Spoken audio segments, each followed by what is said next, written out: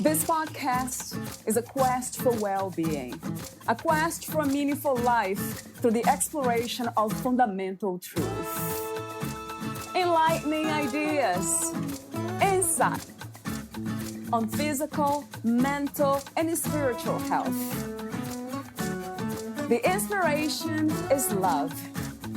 The aspiration is to awaken new ways of thinking that can lead us to a new way of being well.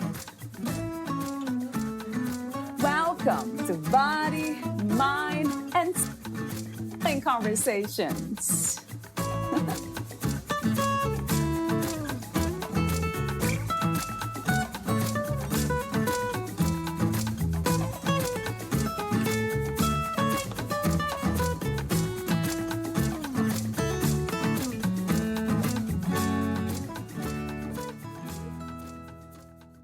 Psychological studies have described and shown the benefits of human-animal relationships on one's health and well-being. It was also found that people did not always need to be among animals to achieve those benefits. Simply looking at animals or their images can have a healthy impact on levels of happiness. Introducing elements of nature to our living space can have a positive impact on our cognition, emotion, and stress management. For over 100 years, physicians have recommended using animals as an additional treatment for illness. For example, to decrease stress levels and pain intensity and to improve moods. Many sources have shown that several factors can unbalance the internal state of happiness. A few important factors that people seem to struggle with will be highlighted, such as the act of blaming external sources. For instance, blaming other people or circumstances for the way we feel.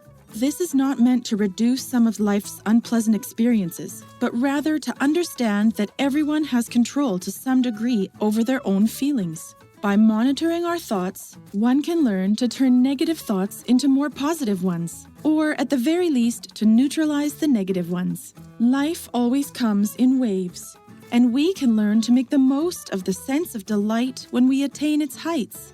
Such uplifting feelings teach us to appreciate what we have and enjoy that specific moment. Having experienced life's ebb and flow, we know that there are more than just precious moments.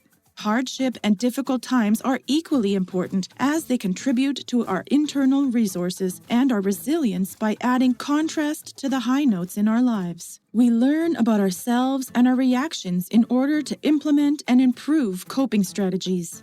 By taking responsibility and realizing that, to some degree, we can control our mindset in the more difficult situations, we are a step closer to increased happiness, writes Katerina Gaborova.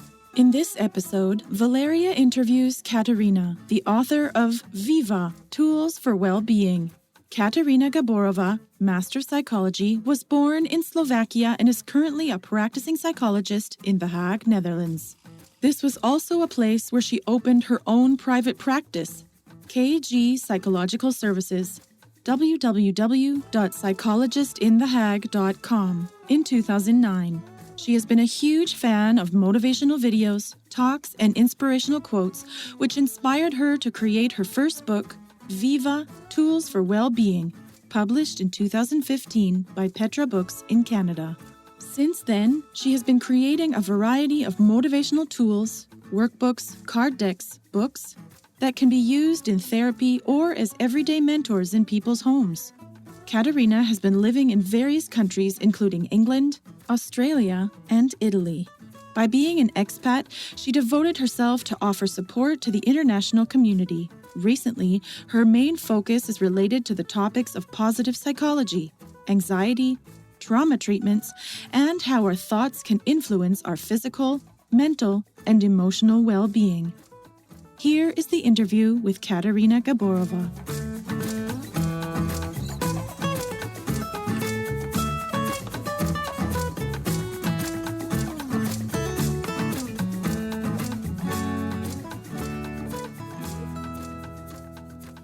In your own words, who is Katerina Gaborova? I think that she is a complex woman who firstly prioritizes to be a mom of 2 little girls.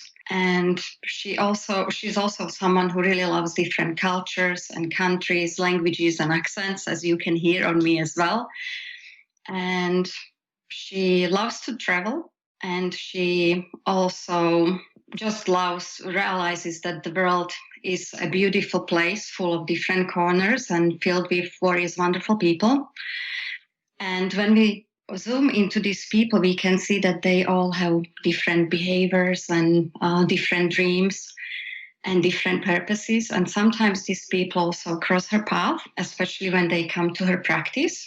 So she loves to listen. She's very eager to listen to their stories and what makes them, basically. And together they try to make sense of that information, and they try to search for new goals and new meanings. So she is definitely someone who is fascinated by human mind, and she tries to really expand her own mind as well, and in a way that benefits to her as well as to people in her surrounding. Sounds incredible. Thank you. Really wonderful. So before we talk about some of the topics in your book, Viva, V-I-V-A, Tools for Well-Being, I have a few warm-up questions, as I mentioned, off record. What does it mean to be a human? That's a very big and philosophical question. I think that being human comes to different values that we hold. But also it comes to, I personally believe that we have a part of spiritual body, and then we have the physical body, and then different aspects that come with the physical body as well. So the way how we react, what are our stress responses, the way how we think, the way how we behave, and what we can also do for other people. And then there are also certain values or morals that we have in order to behave humanly. So, for example, if I visualize someone who behaves humanly, someone who has a lot of compassion for other beings, and someone who thinks not only of themselves, but also of the whole community, the whole society, and tries to leave something behind that is very, very valuable or beneficial for other people as well. Yeah, that makes so much sense to me. What is your definition for well-being? Well-being, once again, I think that it's very complex and very multidimensional. So there are, again, feeling physically fit and well, and also mentally and emotionally. And these days, I also believe that people feel more and more drawn to the spiritual well-being as well. Yeah. On a physical level, it would be probably linked to feeling really fit and making sure that people exercise, take a good care of their body, and emotionally trying to also have very good relationship in their surroundings, and learn to listen to their body, how it reacts, and learn to, for example, even respond differently to stress. And so there are all these different aspects. That's huge, the way we respond to pressure, right? Be exploring that topic a bit more later on. Continue with my warm-up questions. What is suffering to you? What constitutes suffering? Suffering, I can imagine that it's once again very different for everyone, but I believe that part of it could be linked to perhaps judgment or conditioning that we get from our society. It could also be conflict between people. So all sorts of pains. It could be linked, as we've mentioned, to the physical body as well as to mental and emotional part of our being. Yeah, there are many kinds of suffering. What is your own definition for strength? This is also a very good question. And once again, most of these answers are very much individually based. But I believe that a strength is, for example, when we are dealing with a very challenging situation and we are not giving up and we are trying to push ourselves through comfort zone like that we continue growing. And it also brings a question like we have different immune responses as well. So on a physical level as well as psychological level. And I believe that some people look at it, for example, that strength is resilience and the way how we are dealing with this. Yeah, right. Resilience, that's a very important tool, isn't it? Inner tool. Yes, and we have this resilience on a physical level and psychological level. Both, right. Do they work together sometimes, Katarina? The physical and the mental, or? Yeah, I definitely look at our body from a holistic point of view. So it's very difficult just to look at parts of us. I believe that we are really synergy of all of these parts together. Yeah, yes. What is the meaning of freedom to you? Freedom. I can imagine that my answer would be probably quite different from someone who was born in a Western society. I myself was born still during communism in Czechoslovakia. So for me, freedom is definitely being able to express our own ideas and opinions and being able to move freely and travel to different countries. But it's also linked to having some sort of freedom on a spiritual level as well, that we accept ourselves and we are true to ourselves. And we do not definitely just take into account what other people want us to behave or act like or be like, but that we are free to just almost like carefree, being the way as we truly are. I love that, being true to ourselves. Yeah, I love that definition of freedom. It makes so much sense to me. At this time, what do you think is the world's greatest need? And do you have a vision for a new reality? I think that what the world needs is probably, I can see the world to be slightly restructured. I think that with the way how what's happening, especially in the last few months in this world, is that, for example, if we would get more education, being accepting of other people, being less judgmental, having the world a little bit not divided into things that are right or wrong or left or right, but more having that central part as well, and that we are all part of the whole community.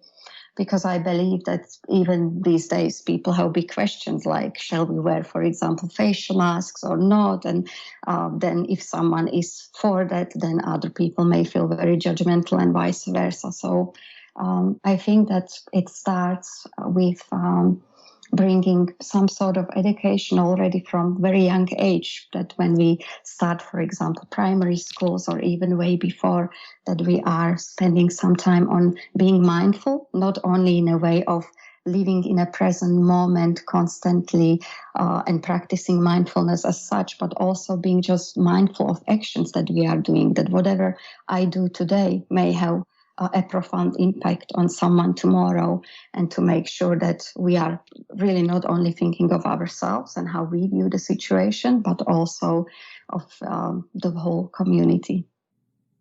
Yeah, yeah, I love that.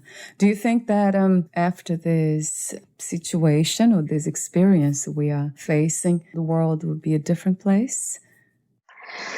I think so. I think that in general, people are slightly moving more to that mindfulness. And I think that part of it as well is that I think that it caused us to slow down. We've been in this huge, very fast pace, and we have realized that we could actually go at a slower pace as well. I think that over the last few decades, we've been constantly rushing, and we've had all this technology and industrialized world. And we've been forgetting, for example, being closer, even just with little things like being closer to our family members or spending more time with them. So I think that this situation may have opened our eyes, and that suddenly we may do things a bit differently, or at least I hope. Yeah, me too. I like the way you're saying this is helping us to remember the important things in life. Yeah. Right? And speaking of important things in life, what is love to you? Love is, I believe, some sort of energy, which can be very different because I think that we have very different love towards our children and towards our parents and friends and teachers, acquaintances, and people in general. So there could be perhaps different layers, if we want to call it that way. But I could see it definitely as some sort of consideration and caring or admiration towards someone. Yeah. And my last warm-up question is about God. What, where, and who is God to you? I think that once again, it's some sort of energy, and I think that it's present everywhere within us and also on the outside. And it also brings me to this whole idea that I truly believe that there is life after life. I've had some experiences in childhood that really brought me to that, which we may maybe later on get to. Oh, wow. I never heard it that way. I think you just mentioned, I think I heard you saying life after life. Mm-hmm. You did, huh? Yes, I have. That's unique. I never heard of that before. Yeah, you haven't? Wow. I love that, Katarina. Life after life. Yeah, life after Beautiful. life. I've been actually reading these sort of books already from childhood. I guess that my father unexpectedly passed away when I was 8 years old. And that really changed me because I've been thinking a lot about, is this all that is to life? Is there something else? Is there some sort of higher energy or God? So I was attending all sorts of classes, reading books. And I also had some experiences where I would sense different things or feel different things. It's highly personal, those experiences that we have of the afterlife, as you call it, not after death. So that's true. It's so personal. Yeah, I think so. And I think that those people who have experienced it on a personal level, they kind of go, oh, yeah, I understand what she means. And those people who haven't yet, it can be very much like, well, we don't really have proof. So how could that be? We don't really know unless we don't die. So, but in a way, I think that everyone knows that there is something about us, the spiritual component of ourselves, but they are just kind of pushing away. Maybe fear, who knows, but yeah, it could be. We are also feeling very uncomfortable with anything unknown, uncertain. Right. That's the fear of the unknown. Right. So let's talk about your work. How did you become a writer? Well, it's interesting because I've never really considered myself as a writer as such. But the reason why I've created that book was completely innocent. One day I spent some time with my friend who is a photographer, and I was looking at different images. And then I would have different quotes that would pop in my mind. I think that part of it is that I've been always a big fan of different quotes and inspirational videos. So I started writing them down just for myself. And then maybe a couple of months later, I was sitting in the session with a client of mine, and he asked me, is there something else that I could do outside of therapy? Because we meet only once per week. What else could I do that I have this feeling like I'm moving faster forward? And then I suggested a few books, but I have realized that if people feel very anxious or they may feel really down at a particular moment and don't have a lot of energy, that they do not have a lot of energy to read. So I thought, why don't I actually put together different topics that often arise in the sessions? And I then put these images of nature and animals, because studies show that if we are looking at the images of nature, that it has a positive effect on our emotions. And then you probably have noticed that the quotes are rhyming in the book, because we also know that if we are reading different information that is rhyming, then it has impact on our learning and memory. So I believe that then even if people do not have a lot of energy, they can just go through that book, pick up the quote that really speaks to them, and then read a couple of sentences, what they could possibly do to maybe find a new path or different direction. And it doesn't have a lot of information, so it's really just a couple of main points. So if someone feels like they would like to know more, then they already have also different terminology that they can use, and they can find some extra information. So that's how the book really came to light, so to speak. Yeah, and it's beautiful the way you do it. And I agree 100% with the images and that well-being feeling or state of being, of mind, when we are looking at pictures of nature and animals. That's so true. It's very, very powerful. So let's explore some of the topics in your book. But before that, I have another question for you. How did you choose, or why did you choose to become a psychologist? I think part of it is that my stepfather is a psychiatrist, so I've been always interested in that area. I also mentioned at the beginning how I've been always fascinated by trying to understand human mind and what it comprises of and what people can do as well to continue growing. I've decided to study then psychology and psychophysiology because psychophysiology also has that aspect that we understand how does it function in our body as well. Yeah, that's how I got to that. Yeah, you're interested in the human mind, exploring the thinking. And speaking of thinking, do you have an idea what the mind is and what thoughts are? I think that we have, our mind is mostly linked to seeking pleasure, and we try to really avoid pain in our life. So I think that we try to really find a way how we can survive in our surrounding. And it's also a set of thoughts. So you've mentioned thoughts as well. So I think that it also includes different cognitive aspects. So it includes consciousness or imagination, the way how we perceive things, even because thoughts, I think, are then the values that we put into them as well, and specific judgments. Right. And it's also the language that we use, so the way how we express ourselves. It could be also linked to memory, so the memories that we are creating, but also it covers some non-cognitive aspects like what we feel. I like that the way you linked thoughts to meaning. So the meaning we give to our lives or anything, we look at it, they become thoughts. Yeah, because I think that thoughts are quite neutral, and then based on the attachments that we put to them, so our values that we put next to them, that's how they can be either very powerful in our life, or some thoughts just pass very quickly through our mind and we don't really feel them, that they are so powerful or that we spend so much time on them. That's true. Yeah, like that's another thing you're saying that's so true, and to realize the attachments. Yeah, that shows how attached we are to some ideas and concepts, right? So I will start the conversation about your book with a quote that you point out to me. It says, "Don't let your misfortunes defeat you.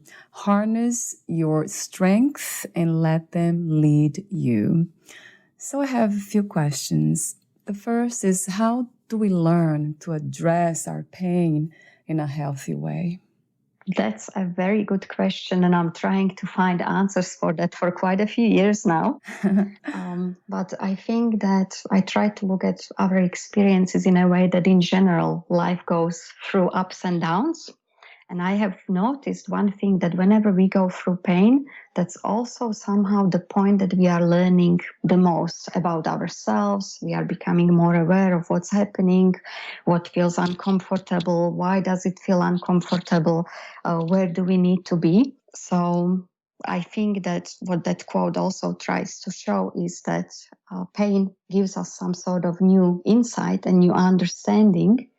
And then through understanding as well that, well, we've had these experiences very likely in the past, and what helped us during those periods to overcome that specific experience that we've had, and try to grab, I call them glimpses of light like even if we are in a dark tunnel for a while, what can we grab onto that would help us to get through? So that's what it's meant about, that life comes with all sorts of surprises and unexpected events, and they may feel quite misfortunate at times, but it's really about figuring out, okay, well, I've survived something similar or maybe different, but something that has given me that kind of insight and learning, and how can I use it now to overcome it again. And I also believe that whenever we pass through a stage like this in our life, we are also, some people call it resilience, like we are becoming more resilient.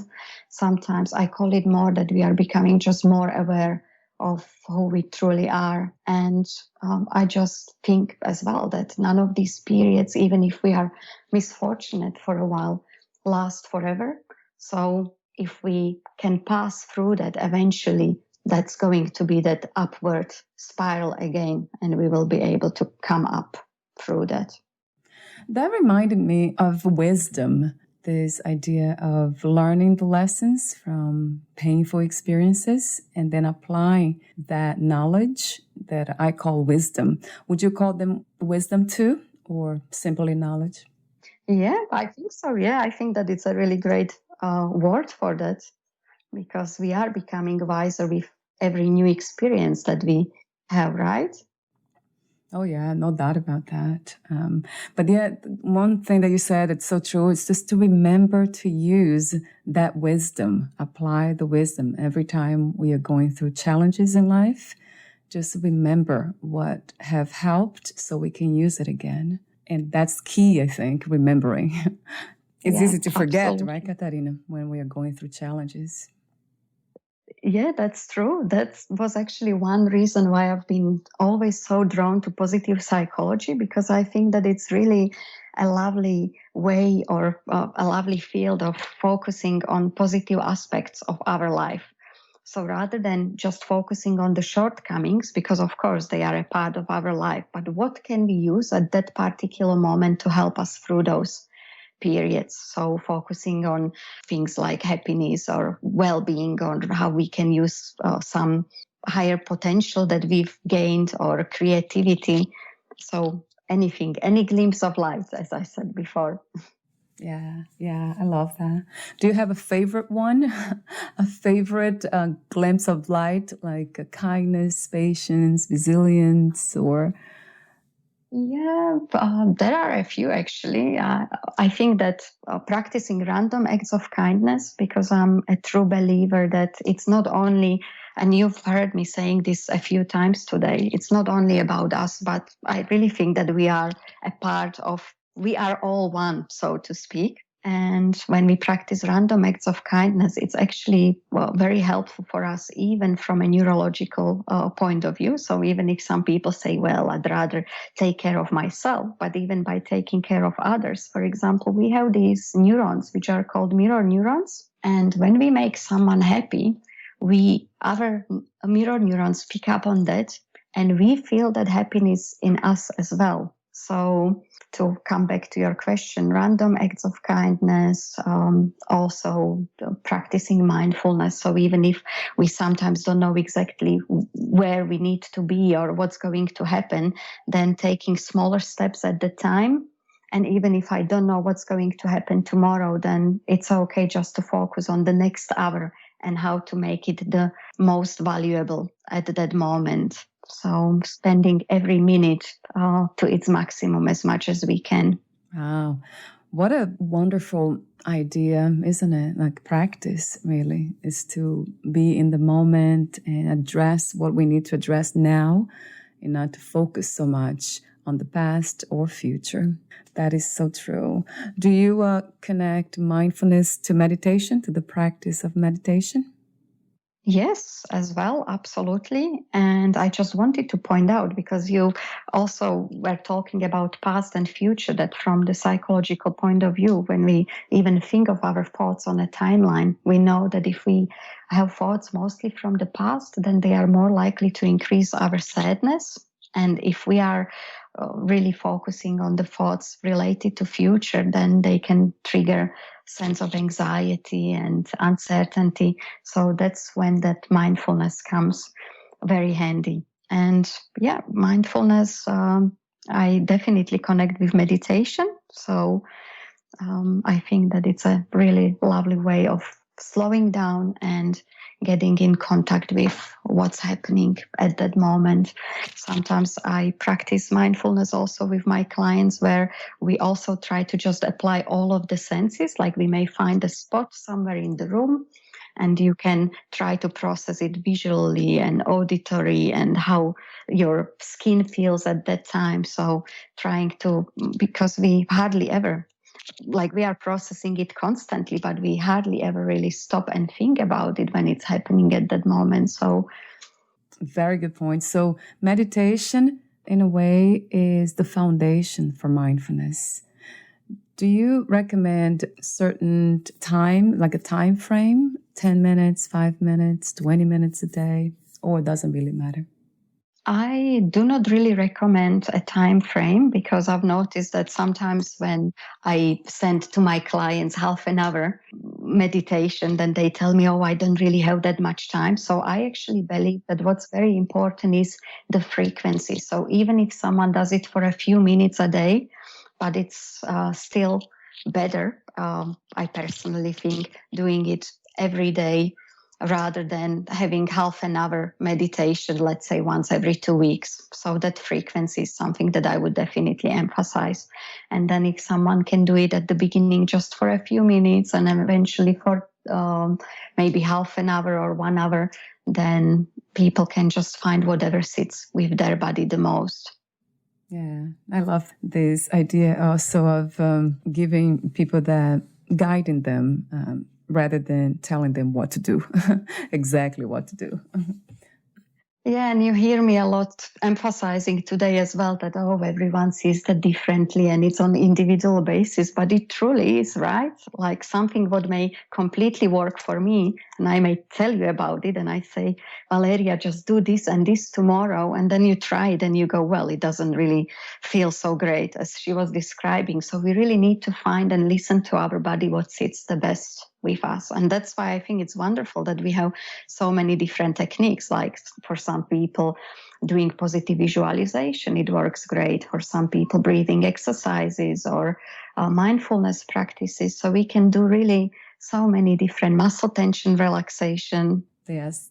We have a lot to choose from. Right, because we're all unique. That's true. Yeah, I like that acknowledgement. And so let's talk about self-love. What is self-love to you, and how do we know when we are there, when we are finally loving ourselves? I think that took me years to achieve. Tell me about it. Yeah, so I think it's, I believe that it starts once again from such a young age. I really wish that the school system and educational system would be completely different, and that they would apply a lot more practices to understand our mind and how we can control certain things, even with emotions and with thoughts. And because I think then we would understand that self-love much faster as well. So part of it is, I think, in us based on the messages that we receive from our environment as we are growing up, and the first connection of bonding. And eventually, I think that it may also come partially with age. The older we are becoming, then the more we may realize that, hold on a second, what my needs are is also as important as of other people, and we may start being much more in tune with our own body and making sure that we are nurturing it from inside out and showing it like we love to show compassion, let's say, to others, that we can also show it to ourselves. And self-love, I would think, that has a lot of different dimensions as well. Like it could be linked to our emotions, so nurturing those. And even, let's say, if we feel very sad, that we wouldn't be judgmental, like, oh, just snap out of it now. Why are you feeling like this? But that we would just sit with it and accept it as it is. And part of it would be linked to thoughts, because we also have this critical voice in us and we have a very positive voice in us. So the minute we start listening to that encouraging voice more, I think we are also getting more close with that self-love. So it's once again showing that, consideration and devotion to ourselves or care to ourselves. Yeah, I absolutely agree. I have another question for you about that I often ask. How do we know the difference between practicing self-love and practicing selfishness? Selfishness. Yeah, being self-centered. Yeah, I think that practicing self-love is to what I have just described a moment ago, listening to what our body needs physically, emotionally, and also sitting with whatever comes out and without a judgment. So that's a really big part of it. And practicing selfishness. So, or do you mean selflessness? Yeah, no, actually, because a lot of times, unfortunately, some of us confuse self love with being selfish. Like, oh, I'm not doing anything for anyone because I want to take care of myself. And then now you become like very self centered and you don't really care about others because you believe that's self love. So I wanted to just clarify that what self love is and what selfishness would look like.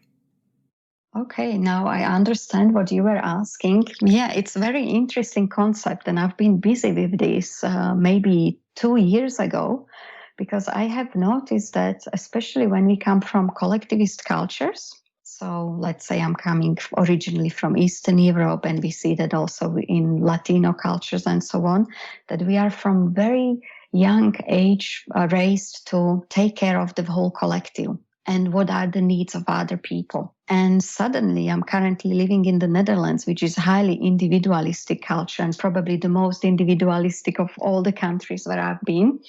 And I've admired that they are raised from a very young age, and not to generalize, of course, because there are some differences as well on an individual basis and so on. But I've noticed, and I think that it's great that they, even at schools, because my children go here to school system, that they teach them to really listen to what's important for them and taking care of themselves. However, I believe that anything comes with balance as well. So sometimes there can be that really fine line that, okay, where is the balance and where we are tipping too much on either side. True. So that balance is a key. And if you ask me what is the best recipe for that, once again, I wouldn't know exactly for everyone else. So there are certain aspects that I'm noticing on myself when I'm feeling that I'm getting out of balance. So, for example, if I would do more for others and I'm not really listening what's important for me, my body may start giving me different signals. Like I may start feeling very tired, or my stomach may not feel quite right if I agree to something that didn't sit with me. And in order to bring that balance back, I just sit with it for a while and I try to explore. And then I may come back to that person and talk to them that, oh, maybe I have said yes way too soon. So is there a way how we can compromise or meet in the middle and things like that? So I think a lot is once people really get in tune with their body, our body can give us so many answers. So 100%. And I also love this, what you just said about balance. Yeah, it's more like finding the balance.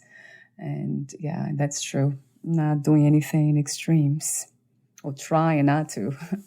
Yeah, and it's okay. Like sometimes we make you a bit more, invest more energy into others, and it's okay. And occasionally we just need to also do the same for us. And then also understanding, because especially if we come from those collectivist cultures, we may have that sense of, but I feel guilty.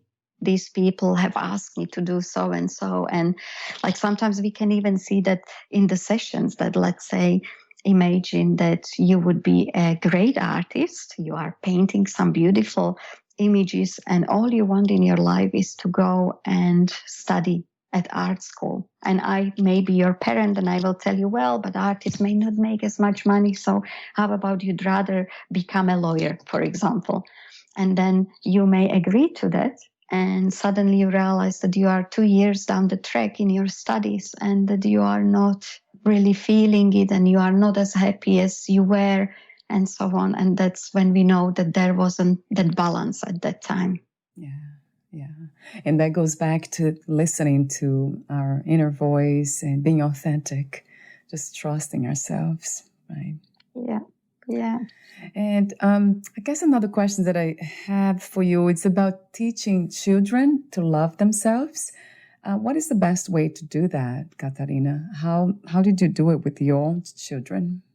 I think that I'm trying to, children go through different developmental stages, and especially right at the beginning of their life, they feel being part of their mother and the parents. And eventually, as they are getting into the teenage years, they are also becoming themselves and finding their own identity and so on. So I'm trying to give them a lot of encouragement and trying to feed their own voice to make sure that it's very positive, as I said, because we may have the critical voice and very encouraging one. The critical voice we may often pick up through other people.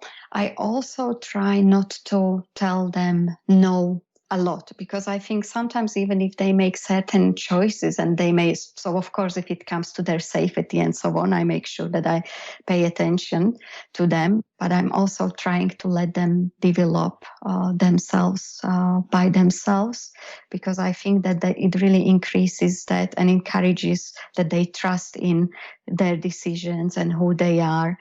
And occasionally, even if we may criticize in children behaviors and things like that, often children may perceive it as we criticize their character. So that's why I personally am more standing for that positive reinforcement as much as possible. We also do all sorts of exercises at home when, for example, we put different stickers with smiley faces around the house, and they can say some. Yeah, and they can say some funny story of the day, what happened, or when they were proud of themselves. So things like that. I think that's, and also I think that we are role models. So if we can show to them that, let's say, even if we make a mistake, that we are not beating ourselves up for it for too long, and we can show them that it's possible to actually love yourself, or showing some caring and kindness to yourself, then they pick up on that strategy as well. Yeah, I actually like that a lot too, because now it's real life, right? Experience. They are witnessing what is to love oneself, not just as a concept, an idea, but experience. Yeah. I hope so. I'm trying my best as much as I can. Yeah, oh, I'm sure you are. Yeah, I can hear in your voice. And I think this is what most parents, wow. Yeah, that's a wonderful message for all parents out there, to just be more of what they want to teach their children. And I wanted to say as well that sometimes we as parents may have no clue what we are doing, and that's okay as well. Yeah. So even if that's happening, it's fine, because I sometimes, and I believe that any parent that is just thinking, okay, what can I possibly do for my children, that already means that they really care for them and they want the best for them and that they are good parents. That's the best definition of being a great parent. Yeah. Oh, that's great too. Yeah, because that happens a lot, right? I'm not a parent, so I don't know from experience, but I have heard that they often blame themselves for not doing enough or not being good enough parents. And I love what you said now, that that's okay too. If we're not 100%, we're perfect. There's no such a thing in the first place. Yeah, and I think that we will make all sorts of mistakes as well. I think that what's really important, that as soon as we are realizing it, there is always that space for repair, so to speak. So even if, let's say, someone has disagreement or says something that they didn't want to, as soon as they can somehow heal it or repair it, then that means a lot. I love in your book, at the end, you have this space where we can write, building self-esteem. You have a section on that, and you ask questions, building self-confidence, facing your fears. And there's this part that's very interesting. You say, separate your fear into small steps, talk about it, examine it, and learn about it. This is very interesting and challenging to do, right? To examine our fears. But great. I like the way you did that. How would you get started, even if we're afraid of, let's say, what is a good example of fear? Yeah, okay. Let's say you are scared of spiders. Are you scared of spiders? Not really. I don't want to say fear, it's just that they are different. So I can approach them with cautious. I'm very cautious about different creatures. Yeah. Or you can just let me know what's one of the fears, and maybe we can talk about it a bit. Right. I'm trying to think here. What am I afraid of? But then I have to understand what fear really is. Afraid. What am I afraid of? I'm afraid of being trusted and not fulfilling, and letting people down. That's one of my fears, I would say, because I love the idea of being trustworthy. Okay. Yeah, there are ways how, when it was written in that book, that you can examine it and learn about it. What you can do is that if you have any kind of fears, I would be curious that if you travel on your timeline from today into the past, were there any incidences when you felt like it was very important for you to show other people that you are trustworthy, or perhaps you were even showing it to people and they may have not picked up on it and you felt disappointed. So I would be then inclined to travel through the timeline and pick up these experiences and see what has happened there. And then you can see that we have those steps. So I think anything that we want to build in our life, it often seems like this huge project. So breaking it into smaller parts is an idea. So even let's say it could start with, we could explore, okay, which people do we want to start building that trustworthiness the most at the beginning?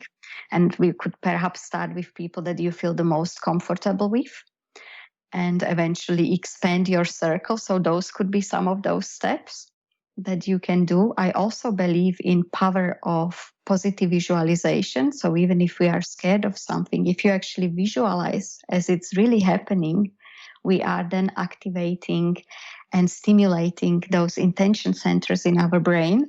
And our brain, we cannot distinguish if we are just visualizing something and when something is really happening. So it feels almost like we are getting practice. And the more we practice something, the better we are getting at it as well, right? So that's true. So these would be a couple of suggestions that people can do to explore the fears and how to work with that. And then, of course, one of the biggest one, which I also try to teach my girls, is that we are scared all the time of all sorts of things in our life. But it's about as soon as we can move from, because we are in our comfort zone, and then we are thinking, okay, what if I go to that unexplored, uncertain area? And we feel afraid of it. And as soon as you step into that and you somehow survive it and you come out of that area, you are once again one step forward and you feel suddenly more confident in what you are doing, and you dare a little bit more, because the moment we start avoiding situations that we are afraid of, then that fear is just becoming bigger and bigger. That's true. Wow. Yeah, you gave me a lot of tips already. Yeah, because I need to explore that more. I'm into action, doing what I have to do, and also resting. So I have that balance between those energies, feminine and masculine. But in a way, I trust more my feminine energy. That's more, laid back and kind and quiet than the other one that's more doing things, getting things done. So maybe that I have to trust more my masculine energy. It might be that too. Yeah, it would be interesting to explore at least, because you don't really have to do anything. It's just to see that whenever we want to expand a bit, to explore those areas that may feel somewhat uncomfortable or a bit uncertain. But interesting, yeah. Yeah, it's all about that, isn't it, Katarina? About the journey, yeah, Yeah, within, right? absolutely. Yeah. Self-discovery. I agree. Thank you. So we are almost at the end of the interview, and I have a few other questions for you that I call final questions. But before that, would you like to read a passage from your book or mention your other book that I didn't mention, your second book, or also add anything that my questions didn't cover? Yeah, I think that we've covered a lot of interesting topics. Pity that we could only talk about them for such a short period of time. And yeah, I wanted to mention my second book, CBT, because it's for children. And I wanted to let everyone know that these two books are available for free on my website. So we released them with my publisher for people just to make them happy. And I think that the CBT book also covers part of mindfulness for children, and there are some coloring pages and memory game, and it also covers the topic of positive thinking in children, which is linked to cognitive behavioral therapy as well. So yeah, if anyone would be interested, then they can grab those books. Wonderful. So, my final questions, how do you define success? What is to be successful to you? Success may be something that we've talked about today. I can see that there are different definitions of success. For some of us, it could be, let's say, materialistic possessions, or how much money we earn, or where we are career-wise, and so on. And I defined success when I was talking about facing those fears, like we feel scared and we are doing it anyway. And whenever we pass through that zone, that we go for it and do it and survive it, and we have grown, that's success in my point of view. But what I would like to emphasize, that it's so important, because these days we are so used to having different goals and achieving them and then not looking back anymore. But what's very important is that as soon as we pass that, we step out of our comfort zone into that unexplored area. And when we survive it and get through it, it's so important to step back and just look back, and also realize and appreciate that, wow, I'm actually so proud of myself. Maybe it's coming with that self-love as well. I have done this, because then it builds as well that confidence for the following steps that are going to come, and it keeps us longer in that area, so it can increase a sense of happiness and joy as well. Yes, yeah, I agree 100%. My next final question is, what was the hardest lesson to learn about yourself as of today? The hardest lesson would have been, probably a longer time ago, I was hoping that I can change my surrounding and perhaps some people in my surrounding. And the older I have become, I have realized it's got nothing to do with them, and that the change that I need to bring is to do it within myself. So that was very hard. It felt very uncomfortable, but I think that it also gives a sense of freedom now when we know that, because we can also realize that we actually have a lot more control in our hands to what we may have believed, for example. So we may also feel more empowered with that. Yeah, yes, so true. If you knew you would die soon, meaning losing the body, would you change anything about your life or do anything differently? Mm-hmm. You mean now entering the life after life? Yes, that's right. Wow, all these big philosophical, profound questions. Wow, if I would lose my body, I think that I wouldn't really change many things. I may perhaps prioritize my time differently. So, for example, I know that life is not about what we have, but about the experiences that we have. And it's about the people that matter in our surroundings. So I think if I know that I have very limited time, I may drop the rest of the things that I'm doing, and I would spend and give all my love and experiences to my two daughters. Yeah, that makes sense to me. That as a mother, yeah, you would do that. my next question is about life after life. Okay. Do you believe in life after life? And if you do, what kind of life is there? Okay. Oh, I don't know. I don't remember the lives I had before. But I do believe Right. in life after life. I'm not sure whether we have a time for maybe a 5-minute story why I believe it. And yeah, we do. Because I've mentioned that my dad passed away when I was 8 years old. And a few months later, I had a dream. I really wanted this doll when I was small, and I wasn't getting it from anyone. And I had a dream that I got it, and I could see how it was dressed and how it looked like and everything. And then the next morning I woke up and I was very excited. So I said to my mom, "This is the doll I'm going to get." And later on that afternoon, we actually went to visit my auntie, who was my dad's sister. And when we got there, she opened the doors and she said, "I've got a surprise for you in the next room." So I walked there, and guess what? There was a present. And when I opened the box, inside of that box was the doll that I dreamed about. And I didn't make much of this story, but maybe 5 years ago, I went to visit the same auntie, and we were talking in the kitchen, and I wanted to really express my gratitude for getting that doll because it meant the whole world to me. And then she said, "Well, you don't know my part of the story." And then she told me that she had a dream about Dad the night before. And he asked her to go for a walk into the park where they used to go while he was still alive. And he told her, "We are going to feed the ducks," because that's what they used to do. So my auntie, when she woke up, she said that to her husband, and they went to the park for a walk. And she said that nothing was happening. So she fed the ducks, and then she started walking home. And as she turned around, she could feel something underneath her shoe. And she had no idea. So she looked down, and she found a roll of money.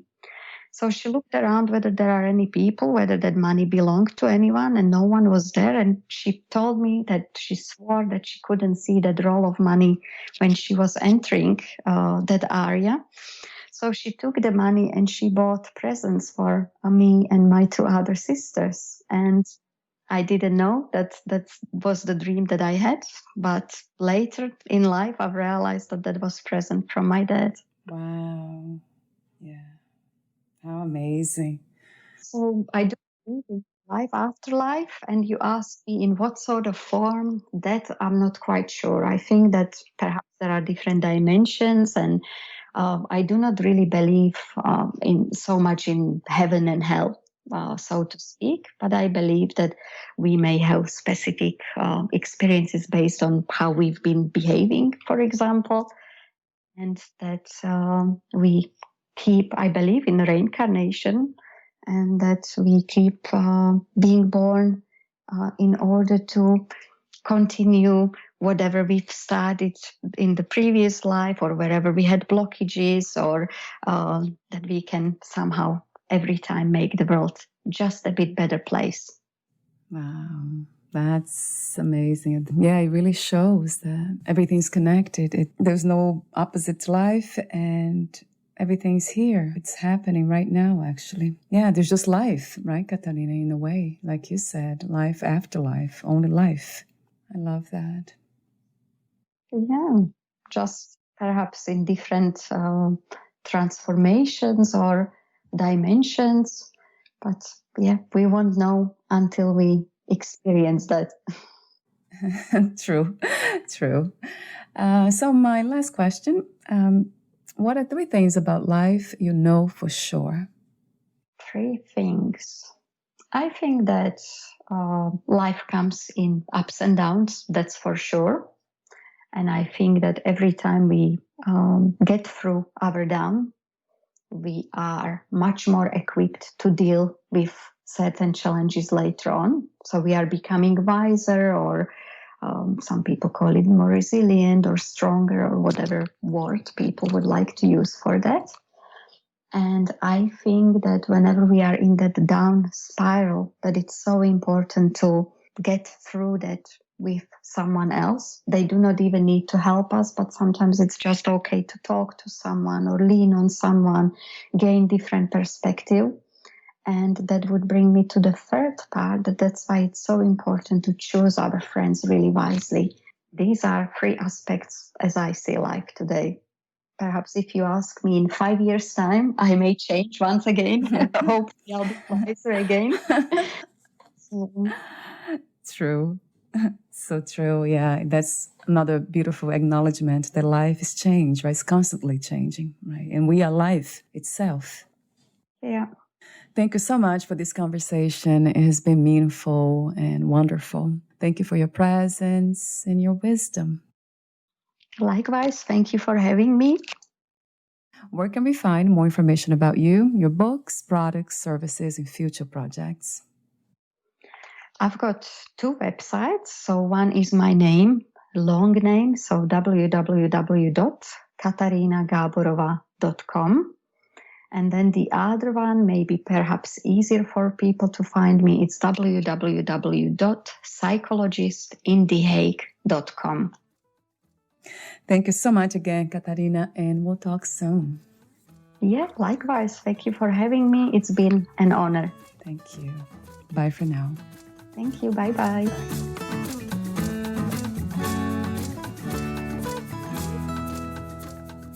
Thank you for listening. To learn more about Katarina Gaborova, please visit her website, katarinagaborova.com.